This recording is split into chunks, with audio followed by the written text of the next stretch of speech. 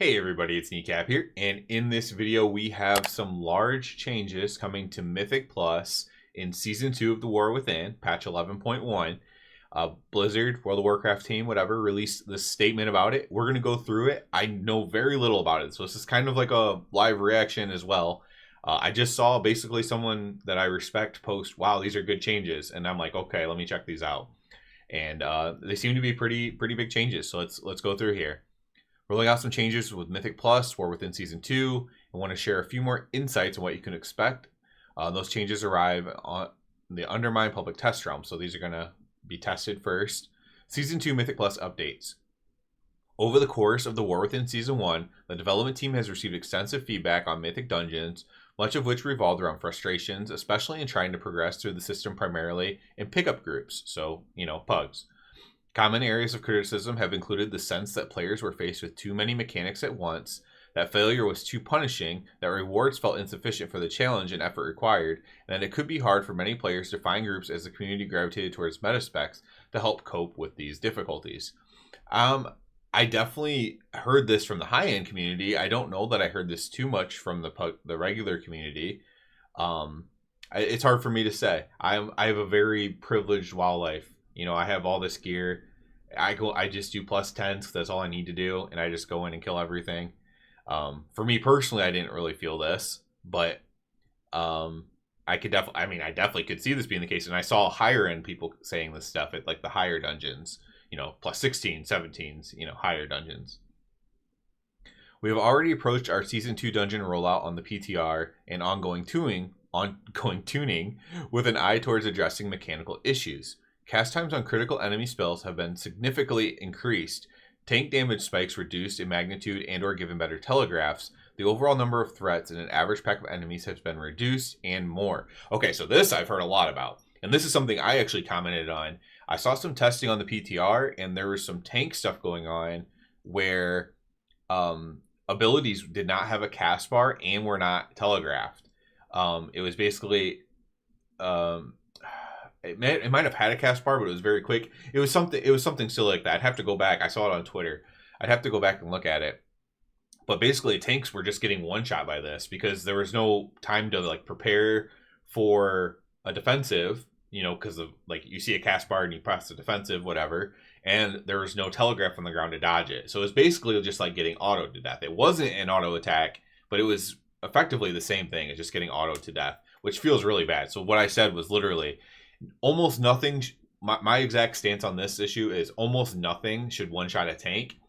But if it is going to one-shot a tank, it needs to have a cast bar, or it needs to be very well telegraphed. Like, hey, this is super deadly. Like, the cast bar should be kind of long. Like, oh, this is really deadly. Or it should be telegraphed very brightly and prominent. Like, oh, I do not want to stand in this. Right?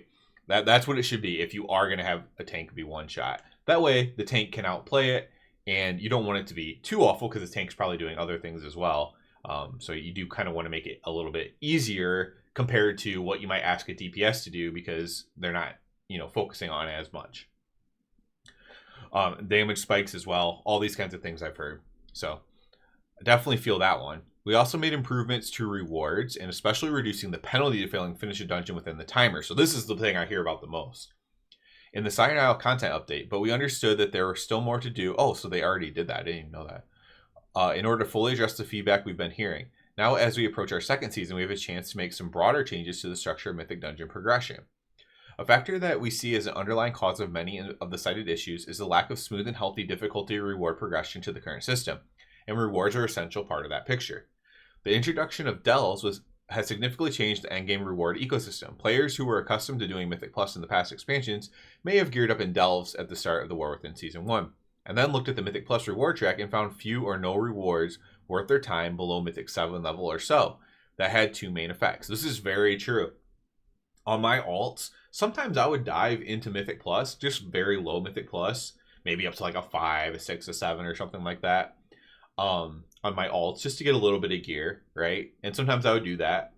But in this expansion, there's no point to do that. I just do the 8 Bountiful Delves, or the tier 8 Bountiful Delves on my alts that have some gear or whatever. Every alt can have gear now with the Cyan Isle, but I just do those instead. and that's fine. Like that's about similar gear as what I'd get to be running anything. Like they said, I'd have to be running a lot higher level Mythic Pluses than what I really want to run to improve on that.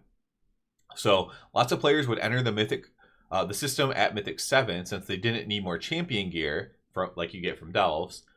And the Mythic 7 was the first level to drop hero track items for each run. However, often these players frankly lack the dungeon experience required to succeed at that level, dealing with a 77% bonus to enemy health and damage on top of Challenger's Peril, making deaths more costly. It was never designed to be an environment in which to learn mechanics for the first time, and yet many players ended up doing just that. This heavily impacted success rates, led to a sense of inconsistency from group to group, and made many players more aware, selective, in filling groups for their keys. Now, this is actually true. At the beginning of the expansion, when I would still maybe do a 7 randomly, or maybe wanted just some Rune Crest or something like that, those groups were actually many times much worse than a group for a +10. Like, the +7 would fail and the +10 would succeed. So I think they are identifying something important here, and that you can't introduce the Challenger's Peril thing at the same level that a Delver is going to be entering Mythic Plus at. So I mean that's a good thing to address and to notice.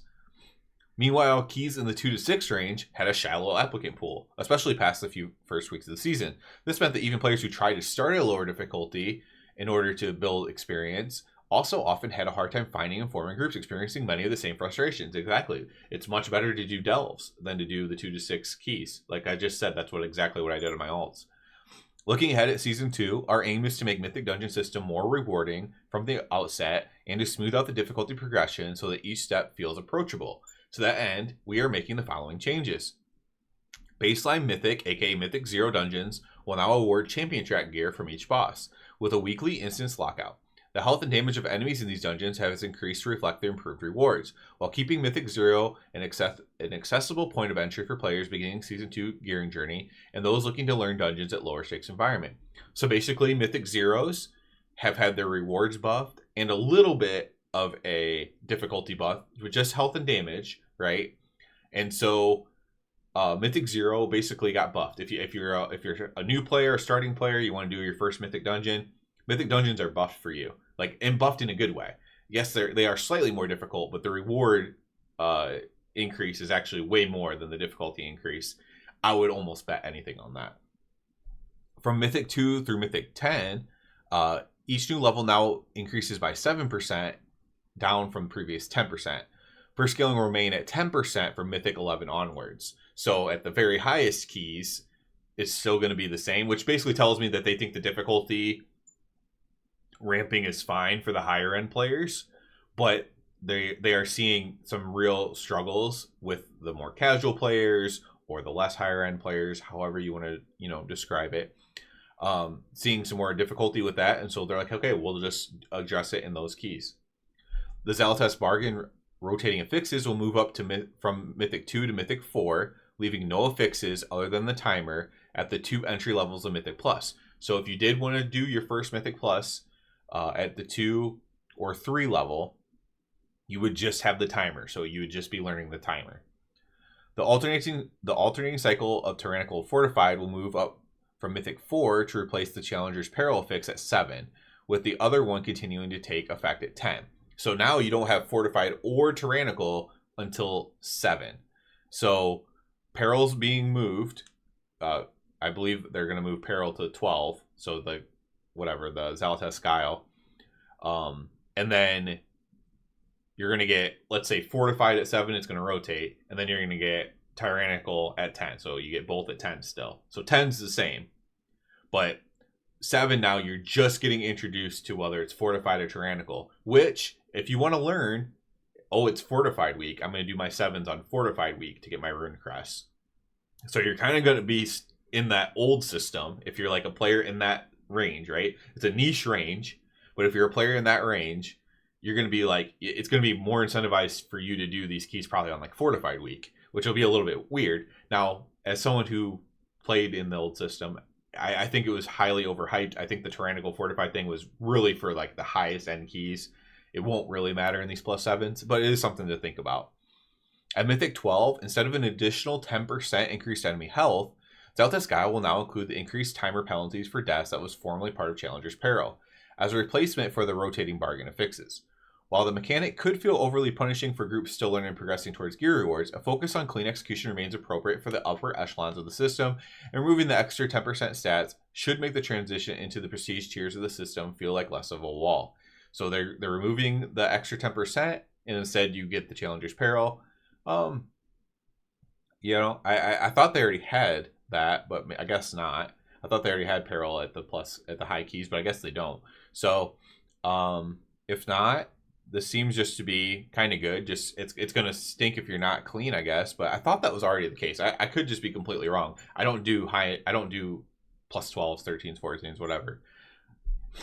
The requirements to achieve some key rewards tiers have been reduced. E.g., Hero Track gear is now available at the end of run chests of Mythic 6, and Gilded Crests are available from Mythic 7 and up. Oh my goodness. Well, that makes life a lot easier for me. Now I might just be running 7s at the beginning of expansions, at least, which will actually could help as well, because now you'll have some really good players in your group if you're doing plus 7s as a newer player or whatever, or a casual player trying to try something new. So available at end of run chests. That's actually pretty good. Hero Track at the end of Mythic Plus 6. That would entice me more to enter those on my alts for sure. So now here's like the breakdown.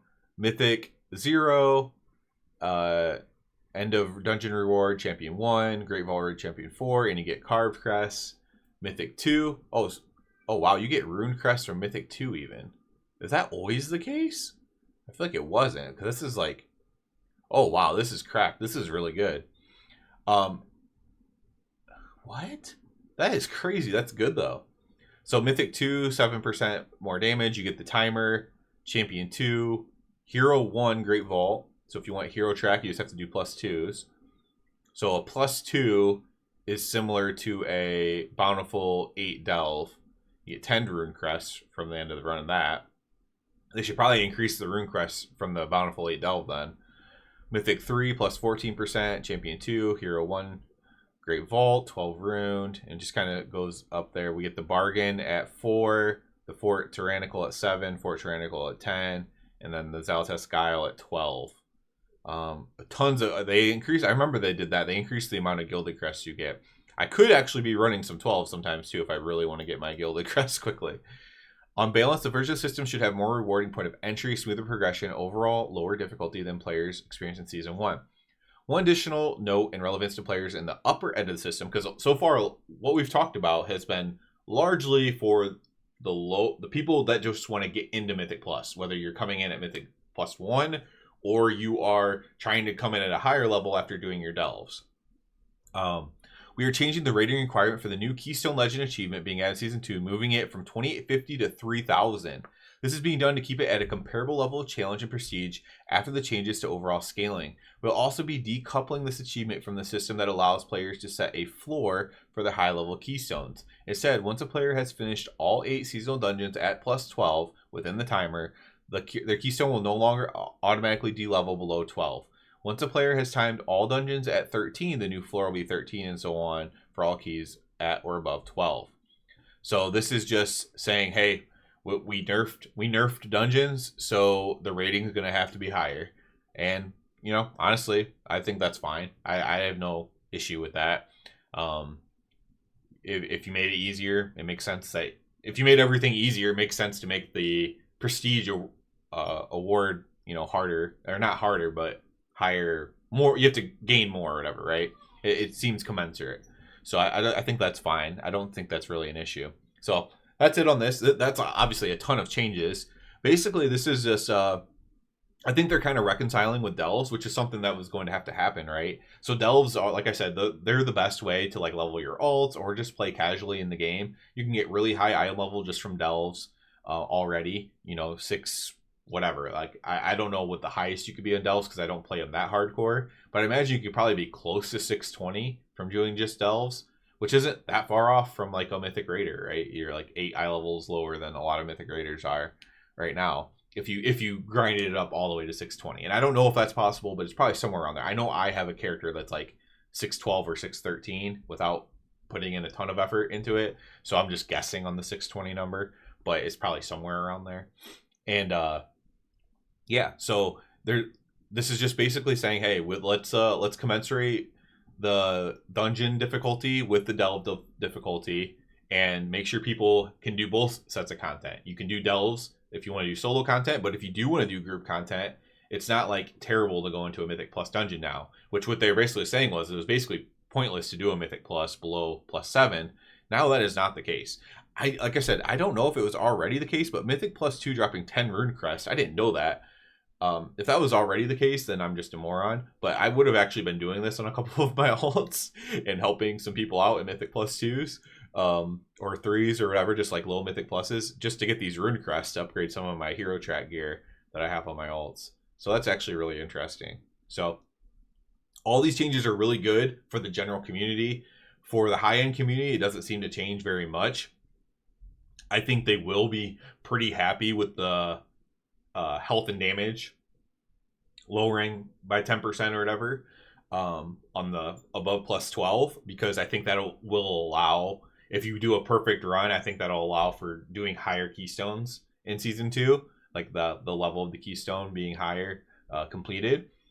But you will have to play perfectly to do it, of course. But at least there's a possibility there of doing that. So I think that overall will be looked at favorably. And it's obviously a win for anybody who's casual, anybody who's entry level, anybody who's like playing alts like me. Like anybody like that, this is just huge W's. High-end community, mostly unchanged, but perhaps some good, like I'll have to see some more takes from, because I'm not running +16s, right? So I'll have to see some more takes from people who run +16s and stuff, like these higher keys, and see what they think about it. But I'm guessing they're gonna say, first of all, they're gonna find something negative for sure, which is fine. Criticism's fine.